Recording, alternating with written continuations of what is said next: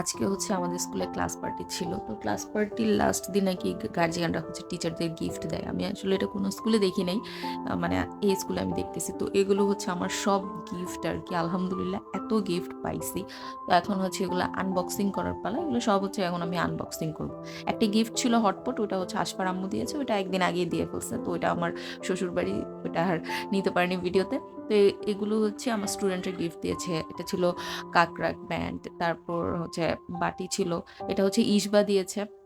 ওর আম্মু হচ্ছে খুব সুন্দর একটা মগ দিছে। মানে এটা দেখেই আমি সাথে সাথে বলতেছিলাম যে ওয়াও, এত সুন্দর একটা মগ, কিউট ছিল। তো জিউসের আম্মু হচ্ছে অনেক বড় একটা মগ দিছে, মগের মতো পানি টানি খাওয়া যায় বা কিছু। তো এরপর এটা ছিল, এটা তো পানি গরম করে খাওয়া যায়, চা বা কিছু আর কি, যে যাইভাবে খেতে চায়। তো এখানে চকলেট ছিল। এখানেও, এখানে একটা ওয়াচ ছিল। ভাই এটা অনেক কাজের, কি বলবো, মানে ঘড়ি আমার নাই, ঘড়ি অনেক অনেক কাজের আমার।